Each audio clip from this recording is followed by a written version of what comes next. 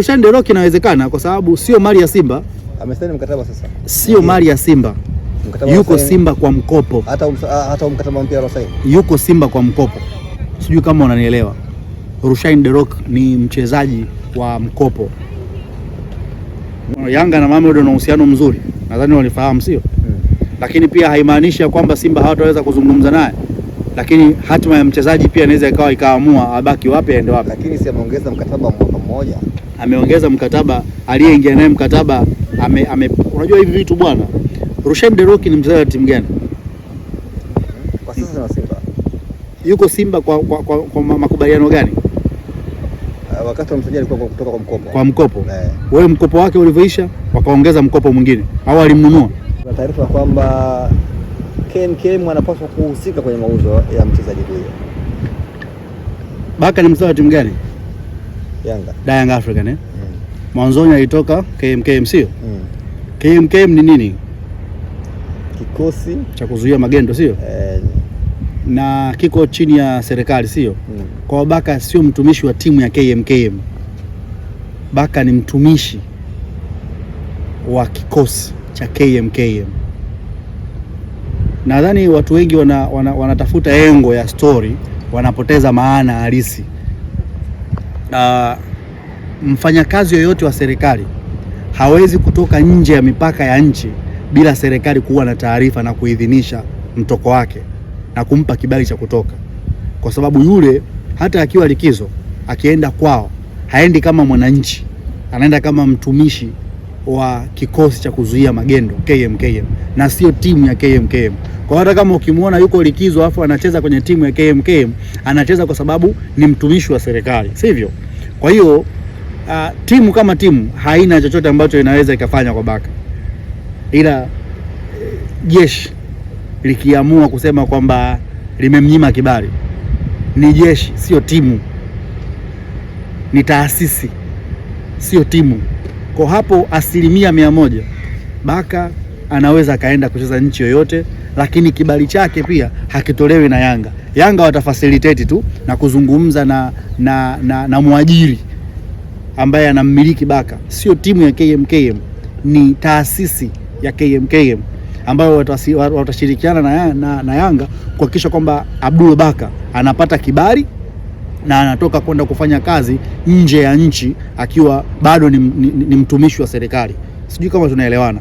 Kwa hiyo timu kama timu haihusiani chochote na mchezaji, ila taasisi kama kikosi cha kuzuia magendo ndio kinahusika moja kwa moja na transfer hii na kwa authorize ama kuruhusu kwamba huyu aende ama asiende. Kwa hiyo mimi nafikiri watu wasipotoshe maana, wasirushe maana halisi ya kinachoendelea. Ibrahim Abdullah Baka ni mchezaji halali wa klabu ya Yanga na kikosi cha jeshi la KMKM la kuzuia magendo wanafahamu hilo na wanajua hilo na wanaliheshimu hilo, kwa sababu wale wanafuata taratibu zote za utendaji wa kazi. Na wale kama wao wanachokifanya, kama akitaka kwenda nchi yoyote, wanachokifanya watampa ruhusa kama mtendaji wa serikali anayekwenda kutumikia taasisi nyingine nje ya nchi. Lakini kikosi hicho ndicho ambacho kinaimiliki timu ya KMKM. Kinamiliki kikosi cha KMKM, lakini maamuzi yote ya wachezaji mara nyingi kwenye vilabu na klabu ya Yanga inamilikiwa na nani? Na wananchi. Wananchi sio? Wananchi wanaweza kumzuia mchezaji asiondoke? Wanaweza kumzuia? Si uongozi na taratibu ambao uongozi. Ndio. Sasa klabu kama klabu haiwezi kumzuia Ibrahim Baka. Sio labda kocha ama sijui mwenyekiti wa klabu ama nini, hawawezi. Ila jeshi, taasisi ambayo inamiliki klabu ndio inaweza kuzungumza chochote kuhusiana na Abdullah Baka. Nafasi ya Ibrahim Baka kule ambapo anatajwa Raja, unatazama vipi? Anakwenda kuingia kwenye kikosi cha Raja Casablanca moja kwa moja. Moja kwa moja. Anakwenda kuingia moja kwa moja.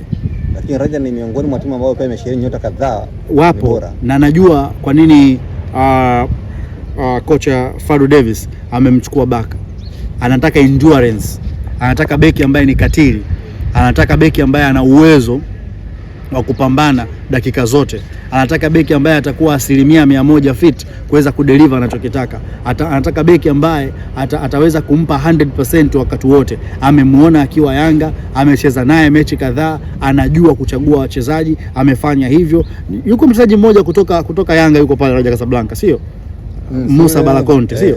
Na Musa Balakonte hajaenda kukaa bench ujue. Ameingia kwenye kosi moja kwa moja, sivyo? Sasa unaweza ukaangalia. Na unavyoona kwamba Yanga atakuwa rahisi kumruhusu mchezaji kwa sababu walimzuia Clement Mzize wakati wa ile ndio anamhitaji. Yanga walimzuia Mzize kwa sababu alikuwa hawajapata mchezaji ambaye anaweza kukava nafasi ya Mzize, kwa sababu plani ya Yanga kimataifa ilikuwa waende mbali, lakini sio bahati ya kufanikiwa. Ndio maana alikuwa anamzuia Clement Mzize. Lakini kwa hivi sasa Ibrahim Baka anaweza akaenda, kwa sababu kama unaweza kuona Yanga wameshaanza kutafuta mbadala wake. Kuna beki kutoka Sante Kotoko, sio? Ambaye tayari wameshaanza kufanya naye mazungumzo. Lakini awali pia walikuwa na mpango wa kufanya mazungumzo na yule beki wa Simba. Inonga. Rushain, yes, kuna hizo pia Rushain Derok. Na kwa Rushain Derok inawezekana kwa sababu sio mali ya Simba. Amesaini mkataba sasa. Sio mali ya Simba. Yuko Simba kwa mkopo. Hata mkataba mpya Rushain. Yuko Simba kwa mkopo. Sijui kama unanielewa. Rushain Derok ni mchezaji wa mkopo. Kwa hiyo kama wanamtaka wao, ndio yale ambayo yalimkuta Suleiman Mwalimu. Watu wamemtoka huku, wametoka kule, wale wamemchukua akamwambia nenda kacheze Simba pale.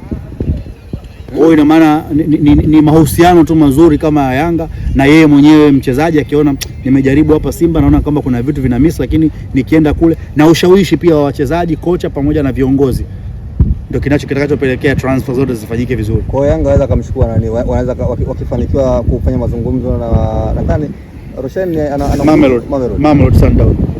Na Yanga na Mamelodi wana uhusiano mzuri, nadhani walifahamu, sio? Lakini pia haimaanishi kwamba Simba hawataweza kuzungumza naye, lakini hatima ya mchezaji pia inaweza ikaamua abaki wapi aende wapi. Lakini si ameongeza mkataba mwaka mmoja, ameongeza mkataba, aliyeingia naye mkataba unajua hivi vitu bwana. Rushain Derok ni mchezaji wa timu gani kwa sasa na Simba? Yuko Simba kwa makubaliano gani? Wakati wa msajili alikuwa kutoka kwa mkopo. Kwa mkopo. Wewe mkopo wake ulivyoisha wakaongeza mkopo mwingine, au alimnunua au free agent? Uliona wapi mkataba wa Rushain Derok akisaini? Au zilitoka taarifa? Kuna sehemu umeona Rushain Derok ameshika karatasi na saini? Lakini si hata mkopo pia kuna sehemu umeona Rushain Derok amepiga picha na viongozi wa klabu husika akaonyesha kama amesaini mkataba? Klabu imetoa taarifa. Imetoka taarifa, sio?